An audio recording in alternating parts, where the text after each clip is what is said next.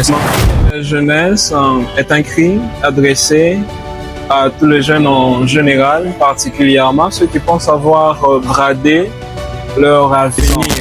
Alors, ce livre, vous le trouverez à la Thinkers Librairie et à la librairie des Lumières.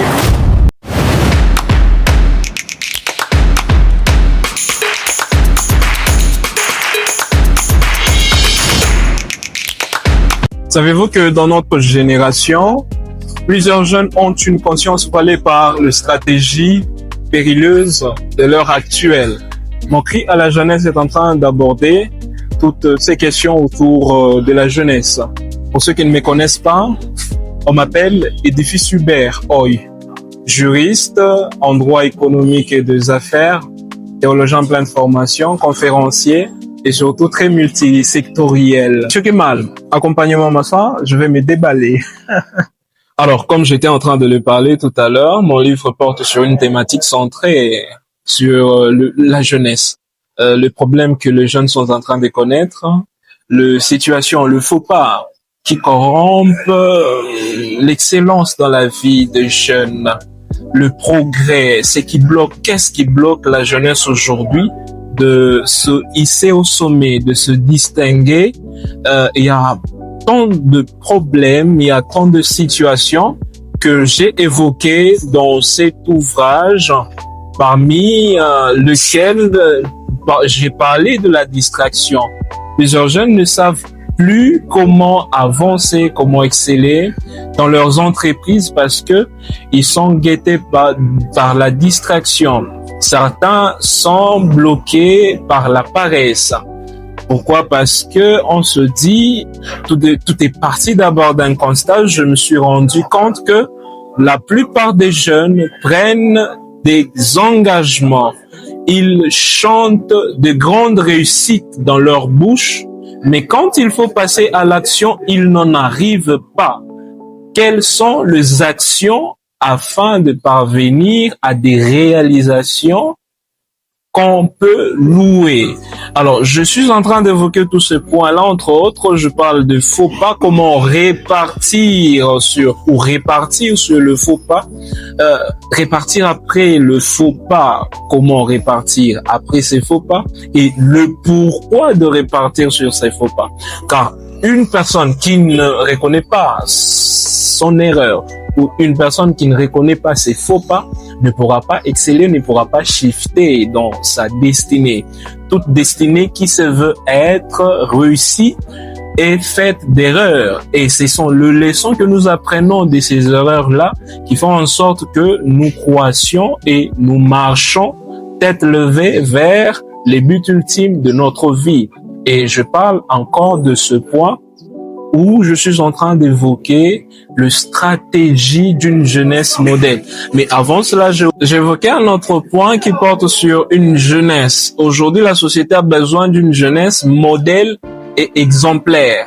On ne peut pas vendre de copies de jeunesse à la société actuelle, en pleine évolution et à la portée de l'intelligence artificielle, où dans les années à venir, vous verrez les humains être remplacés par des outils. Et là, la jeunesse est en train de croupir dans des distractions futiles, dans des jeux, elle est maquillée et distraite par les réseaux sociaux. On ne sait pas dans 10 ans, 20 ans, dans l'avenir, c'est que sera la jeunesse aujourd'hui. Est-ce qu'elle sera à mesure de produire quelque chose de bon à la société? Est-ce que la jeunesse consistera aujourd'hui à la civilisation à venir? C'est pourquoi j'évoque un point où je suis en train de marteler sur une jeunesse qui doit être non seulement pas modèle, mais aussi exemplaire. Exemplaire dans la société, exemplaire dans la communauté où elle est restreinte. Et non seulement ce point, mais aussi j'ai fini ce livre avec un point sur le stratégie, parce qu'on ne peut pas parler de vouloir une jeunesse modèle exemplaire si on ne parle pas de stratégies qui doivent produire à la société cette jeunesse modèle et exemplaire.